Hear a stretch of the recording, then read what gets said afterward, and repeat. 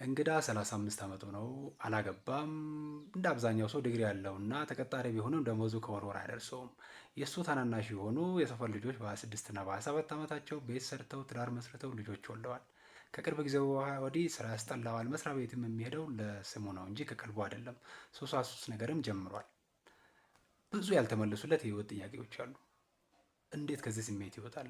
እሱ ላይ እየታየ ያለው ስነ ልቦናዊ ጉዳይ ምንድን ነው? እንተነትናለን።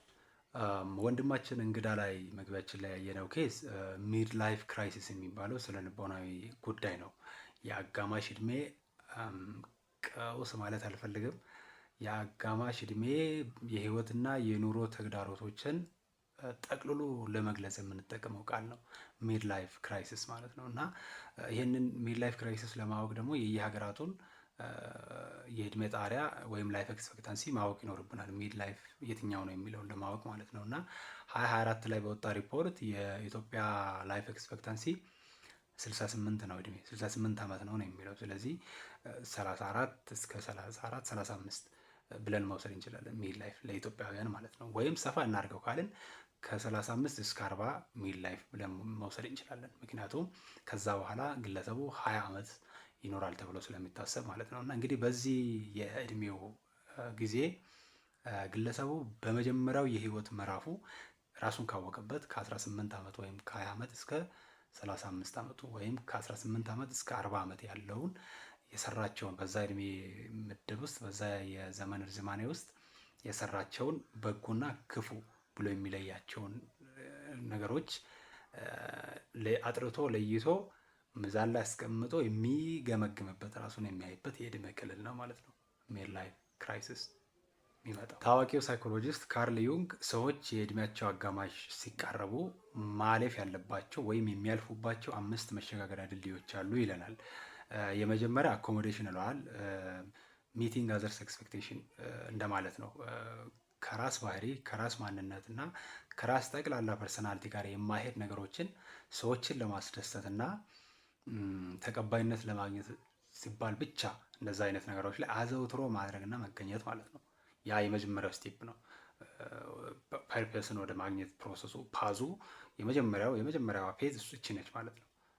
አኮሞዴሽን እሱ ምለው ወይም ሚቲንግ አዘርስ ኤክስፔክቴሽን ምለው ማለት ነው። እና ከራሴ ባህሪ ጋር ከራሴ ማንነት ጋር ከራሴ ስብዕና ጋር የማይገናኝ ቦታ መገኘት፣ የማይገናኝ ነገር ማለት፣ የማይገናኝ ነገር መጽሐፍ፣ ሶሻል ሚዲያ ላይም ከሆነ አሁን እንደዚህ አይነት ነገሮችን መገኘት፣ ይሄ የመጀመሪያው ፋዝ ነው ወይም ስቴፕ ነው። ሁለተኛው እሱ ሴፓሬሽን ይለዋል፣ ሪጀክቲንግ ዘ ሰልፍ ማለት ነው። ከዛ በኋላ ምን ሆኛለሁ ብሎ ራሱን የሚጠይቅበት ሴክሽን ምንድን ነው እየሆነ ያለው? መጀመሪያ ምንድን ነው እየሆነ ያለው?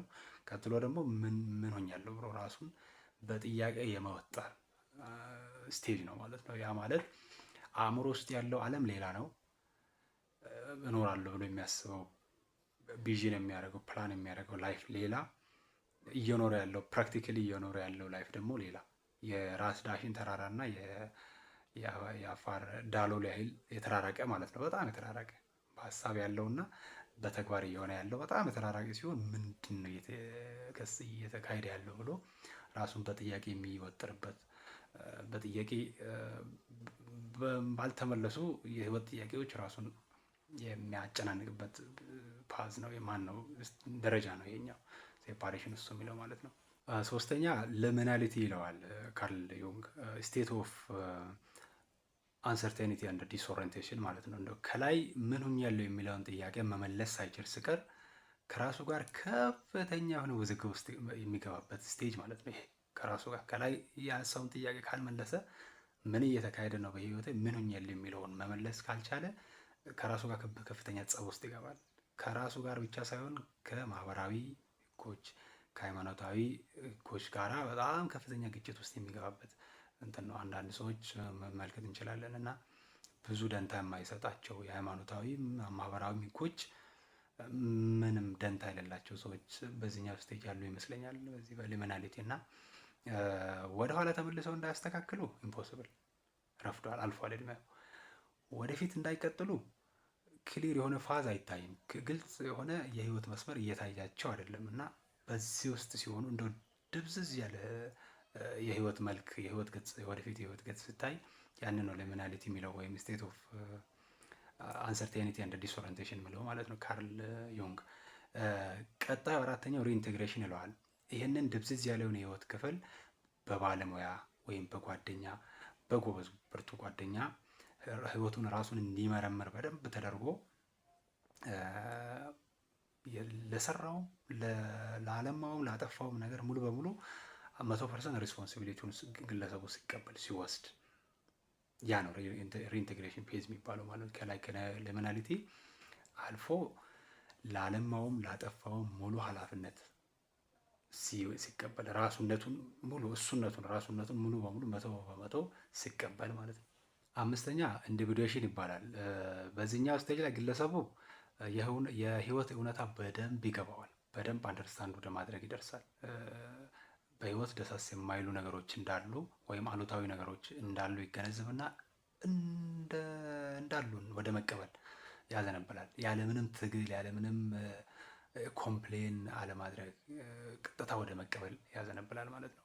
ቢኮዝ ከመጽሐፍ አንብቦ አይደለም፣ ከፊልም አይቶ አይደለም፣ ሰዎች ነግረውት አይደለም፣ እድሜው አሳይቶታል፣ የራሱ ህይወት አሳይቶታል እና ያሳለፋቸው እስከ 40 ዓመት እስከ 30 ምናምን ዓመት ያለው ህይወት ስላሳየው መቀበል የሚችላቸውንና ማለት ነው መቀበል የሚገባውንና የማይገባውን እንዳሉ መቀበል የሚገባውንና ማስተካከል የሚችላቸውን ነገሮች በደንብ ስለምረዳ ነገሮችን እንዲሁ ወደ መቀበል ያዘነብላል። ከዚህም ባሻገር መቀየር የሚችላቸውንና መቀየር የማይችላቸውን የህይወት እውነታዎች በደንብ ስለተረዳ እንዲሁ ወደ መቀበል ይሄድና ሚድ ላይፍ ክራይሲሱን እንግዲህ ወደ መቋቋም ይደርሳል ይለናል ሳይኮሎጂስቱ ካርል ዩንግ ወይም ካርል ጃንግ። ሌላኛው ሳይኮሎጂስት ኤሪክ ኤሪክሰን የሰው ልጆች የእድሜ ደረጃ እና በየእድሜ ደረጃ የሚያሳዩትን ስነ ልቦናዊና ማህበራዊ ጉዳዮችን ይዳስሳል። በሁሉም የእድሜ ደረጃ የሰው ልጆች የሚያሳዩት እሱ ምን ይላል? ኮንፍሊክት እና ሳክሰሶች አሉ ይላል። በእያንዳንዱ የእድሜ ደረጃ ግጭቶችና ስኬቶች ማለት ነው። እንግዲህ ሳይሳካ ሲቀር ያ ስቴጅ ግጭት ማለት ነው። ያን ስቴጅ አሳክቶ ካለፈ ደግሞ ሳክሰስፉል ሆነ ማለት ነው። ያንን ስቴጅ አልፎታል ነው። እሱ በእርግጥ 8 ስቴጆችን ነው የሚዘረዝረው ኤሪክ ኤሪክሰን ማለት ነው። እኛ ግን ከ8ቱ ስቴጅ የሚያስፈልገን 6ኛው ስቴጅ ብቻ ነው። እሱ ከውልደት እስከ ሞት ድረስ ያለውን ነው። እስከ 70 እስከ 80 ምናምን ዓመት እስከ ሞት እስከ 100 ምናምንም ሊሆን ይችላል። እስከዛ ያለውን ነው የሚዘረዝረው።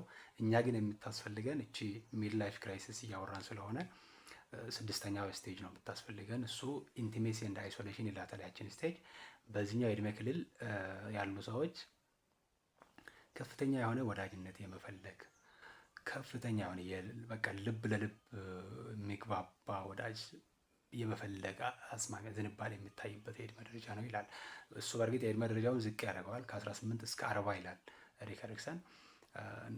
መቀበል እንችላለን። አሁን ላይ በሀያዎቹ ያሉ ወጣቶች ታዳጊ ወጣቶች በጣም ለሚዲያም ኤክስፖየሩ ስላላቸው ውጭ ሀገር በእነሱ እድሜ ያሉ ሰዎች የሚያደርጉትን የሚነዱትን መኪና የሚያሽከረክሩትን መኪና የሚኖሩበትን ቤት ስለሚያዩ ቀደም ብለው እንደውም ለሚድ ላይፍ ክራይሲስ ሊዳረጉ የሚችሉበት ሁኔታ እንዳለ ነው ፐርሰናሊ የሚሰማኝ ግላዊ ምልከታዬ ነው። እሱ ዝቅ ያደርገዋል ኤሪክ ኤሪክሰን ወደ 18 ዝቅ አድርጎ እስከ 40 ይወስዳል አመቱን እና በዚህ እድሜ ከፍተኛ የሆነ እንዳልኳችሁ የልብ ወዳጅ የሚባል ሰው የምንፈልግበት ስትደሰትም ስታዝንም ሄደ የልብህን የምዘረግፍበት ወዳጅ ወይም ጾታዊ ሪሌሽንሺፕም ሊሆን ይችላል። ማለት የልብ የምትለው ሰው ፍቅረኛ፣ ምስት የመፈለግና የኔ የምትለው ሰው እንዲኖር የምትፈልግበት አዝማሚያ ነው። ይሄ ስቴጅ ከተሳካ ኢንቲሜት የሆነ ሪሌሽንሺፕ ውስጥ ትገባለህ። ካልተሳካ ደግሞ አይሶሌሽን ይከሰታል ነው። አይሶሌሽኑ ፓርት ላይ ነው አሁን እቺ ሚድ ላይፍ ክራይሲሷ ሀፕን የምታደርገው የምትከሰተው ወይም የአጋማሽ እድሜ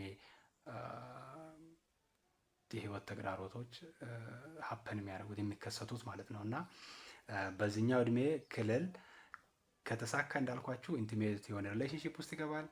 ጾታዊም ሊሆን ይችላል ወይም የወዳጅነትም ሊሆን ይችላል። ካልተሳካ ደግሞ አይሶሌሽን ይኖራል ይላል። በእርግጥ ኤሪክ ኤሪክሰን ወደ 20ዎቹ መጨረሻ ወይም ወደ 30ዎቹ መግቢያ ላይ ሆነ ይሄ ነገር ስቲል ካልተሳካ የተወሰኑ አመታት ስላሉ አልረፈደም። በባለሙያ ወይም በጓደኛ በብርቱ ጓደኛ ታግዘ ይህችን ሚድ ላይፍ ክራይሲስ ስቴጅዋን ልታልፍ ትችላለህ ብሎ ይመክራል። እዚህ ቪዲዮ መግቢያ ላይ ያነሳ ነው የወንድማችን እንግዳ ኬዝ እንግዲህ የቱ ጋር እንዳለ አውቀናል ማለት ነው። አሁን በላይኛው በሳይኮሎጂስቱ ካርል ዩንግ ቲዮሪ መሰረት እንግዳ ያለው ሊሚናሊቲ ብለን ያነሳ ነው ስቴጅ ላይ ነው። ሶስተኛ ስቴጅ ላይ ማለት ነው። ሶስተኛው ስቴጅ ላይ ነው ያለው። ብዥ ያለ የህይወት እንትን ያለበት ኤሪያ ነው።